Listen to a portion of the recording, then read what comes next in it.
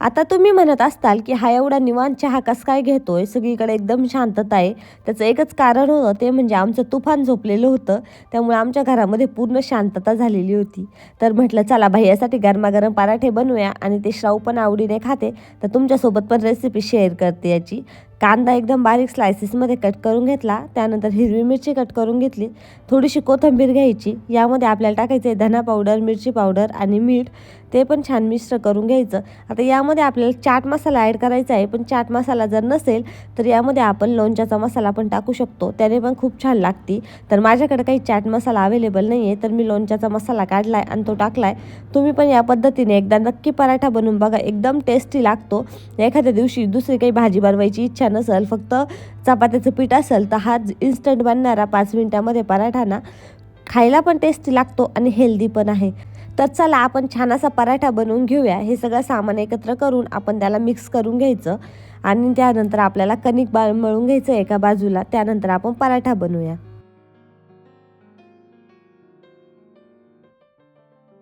इथं मी कणिक मळून 10 मिनिटं ठेवलं होतं, जेणेकरून ते छान भिजलं गेलं आहे. त्यानंतर आपण जशी नॉर्मल एक चपाती लाटतो ना, त्याचप्रमाणे चपाती लाटून घ्यायची. त्याला आपण पुडी करून तेल नाही लावलं तरी पण चालेल, प्लेन चपाती लाटून घ्यायची आणि त्यानंतर त्याला आपण तूप लावायचं आहे. आता जर तूप लावलं ना टेस्ट खूप छान लागते. याऐवजी तुम्ही तेल पण वापरू शकता आणि तूप असेल तर ते पण लावू शकता. तर मोठी चपाती लाटून घेतली आणि त्यावरती तूप लावून घ्यायचं छान. त्यानंतर आपल्याला त्यावरती सगळा मसाला स्प्रेड करायचा आहे. ही रेसिपी मी एकदा दोनदा व्हिडिओमध्ये बघितली होती आणि त्यानंतर 3-4 वेळेस ट्राय करून बघितली. इतका छान पराठा होतो ना की बस, कणिक पण संपून जातं आणि पराठा पण खूप टेस्टेड लागतो. म्हटलं चला हीच रेसिपी आज तुमच्यासोबत शेअर करूया आपण, म्हणजे तुम्हाला पण कधीतरी खायला छान वाटेल. तर याप्रमाणे मस्त मसाला टाकून घ्यायचा आणि त्यानंतर आपण जसा पराठा बनवायला रोल बनवतो ना, तसा गोल गोल रोल बनवायचा आणि त्यानंतर त्याला एका बाजूने धरून पूर्ण गोल बनवून घ्यायचा आणि चपातीसारखा लाटून घ्यायचा. या पद्धतीने केल्यावरती ना त्याचे थोडेसे लेयर पडतात आणि ते खायला लच्छा पराठा टाईप खूप छान लागतं. आता हे थोडंसं फुटतं, तर त्यावरती आपण जास्त कणिक टाकून त्याला मळून छान लाटून घ्यायचं. सॉरी, मळूनच म्हटले, छान लाटून घ्यायचं, जेणेकरून तो फुटला तरी पण एकदम छान लागतो. त्यामुळे काही विशेष नाही.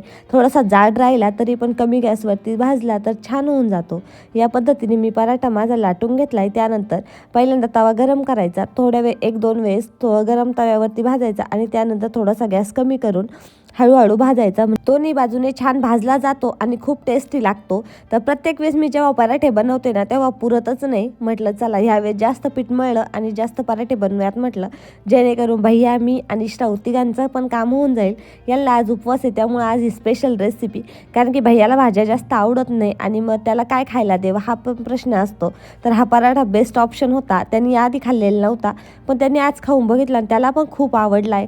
त्यामुळे तुम्ही पण एकदा नक्की ट्राय करून बघा आणि मला पण सांगा कमेंट करून कसा झाला आहे.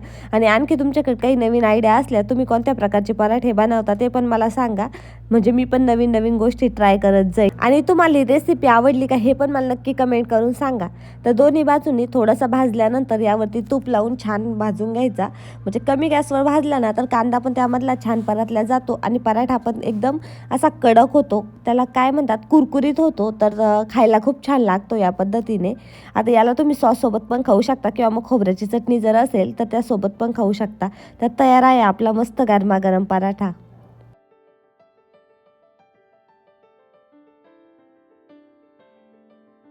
Hi friends, good morning. तर आता वाजले जवळजवळ 9:30. ते दोघं पण ऑफिसला गेले, शव पण उठली आहे, मस्त नाश्ता जेवण झालंय सगळ्यांचं. आणि मॅडम करतायत दळण. आज दळण करायचं आहे आम्हाला. म्हटलं उद्या सुट्टी रविवारची, तर आज दळण करून घ्यावं, जेणेकरून मग उद्या पिठं वगैरे दळून आणल्या जातील. तर मॅडम बसल्या तिथं, मी मग पटकन दळण करून घेते आणि त्यानंतर दिवसभरात काय काय होतं तुमच्यासोबत शेअर करते. स्टेट घेऊन काय करते श्राऊ? दळण करते.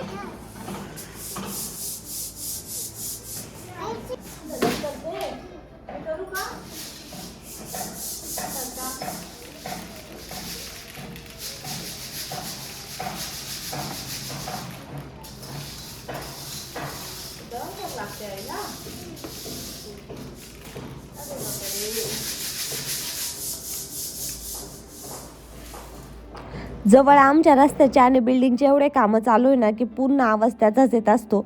आम्ही जे बोलतो ते काही तुमच्यासोबत आवाज येत नाही. म्हटलं चला व्हॉइस ओव्हर करून देऊयात. तरी तर माझं दळण चालू आहे आणि शाऊची मात्र लोडबूड चालू आहे. आता मागच्या वेळेस पण तुम्ही बघितलं असेल की यावेळेस मला दळण करावं लागलं होतं. घरून काही गहू साफ करून मला भेटलेले नव्हते मम्मीकडनं. तर म्हटलं चला थोडेसे गहू दळण करून घेऊया. तसं तर ज्वारी, बाजरी आणि गहू, तांदूळ हे सगळ्याच प्रकारची पिठं आम्ही खातो. त्यामुळं मग प्रत्येकाचं थोडं थोडं पीठ असलं तरी पण चालतं. पण आता गव्हाचं दळण जरा जास्तच करून ठेवावं म्हटलं. श्रव कोणी केलं? तुला आवडलं? खा मग. सकाळी तर पराठे खाल्ले होते पण आता जवळजवळ 4 वाजलेत. भूक लागली म्हणून म्हटलं चला मस्त बटाट्याची भजे बनवून घेऊयात. कारण की मागं पण बघितलं होतं तुम्ही एकदा भजे खायची इच्छा झाली होती. तेव्हा मात्र बेसन पीठ नव्हतं. पण आज बेसन पीठ आहे आणि बटाटे पण मस्त स्लायसेसमध्ये कट करून घेतले आणि त्यानंतर गरमागरम भजे बनवून घेतले जे की एकदमच छान झाले होते. दोघींनी मस्त बसून छान एन्जॉय केला. कुठे आहे भाजी? किती किती जोडी होती हो? असं का बरं? मग एवढी का बरं आणली? एकच आणायची ना. उद्या एकादशी आहे परत परवा. आज मज्जा झाली ना. काय खाऊ आणला पप्पाने? भेळ नाही आणली. हे आणलं कचोरी समोसा. हा आणि त्यासोबत भेळ पण खाती का तू? छान आहे का? भजे पण खाल्ले आज? भजे नाही खाल्ले? खाल्ले का? हाताने खाल्ले. ठीक. ज्या दिवशी जास्त स्वयंपाक होतो ना त्या दिवशी मात्र बाहेरून काहीतरी पार्सल आणत असते. तसंच आज पण झालंय. आता मी स्वयंपाक पण करून ठेवलाय आणि यांनी भरपूर सारा नाश्ता पण आणलाय. तर चला बघूया. काय करती? बॉडी लोशन लावी ती. कशाला लावी ती बॉडी लोशन? ते का? हा ती कशाला लावायची असती? तोंडाला लावायची का? हाताला पण लावायची? पायाला नाही लावायची का? पायाला पण लावायची. हा. गर्दी होती. श्रव मला दे ना थोडा समोसा.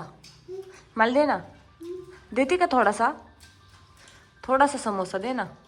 एकच देते का पूर्ण? ठीक आहे दे. ठेव तिथं.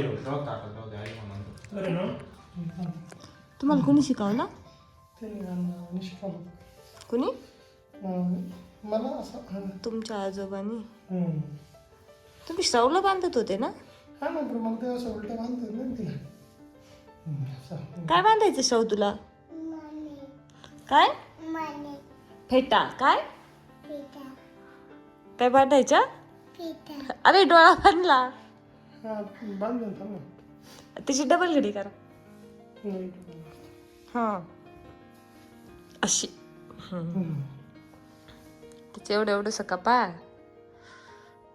फेटा बांधते पप्पा. अरे बापरे. असंच असत. डोळ्यावर नाहीये लगेच डोळा. नंतर काढतील पप्पा.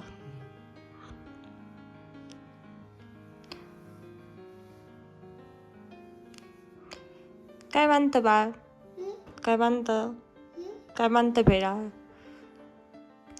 डोळा झाकला का? जाऊ दे. ती कशी पाहती बघा मांजरासारखी. तू पोगा दिसतो का? ते बांधावं लागते गाठर.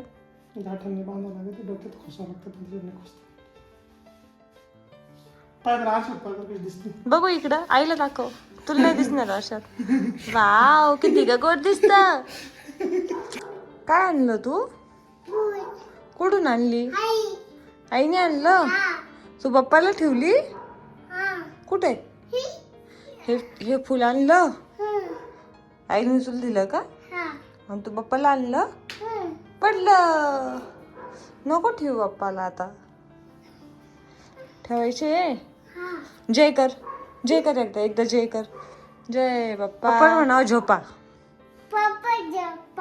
जेवण केली का? पाणी पेले का? झोपा आता. Good night. गुड नाईट बोल ना एकदा. बाप्पाला बाय कर चल. बाय बाप्पा.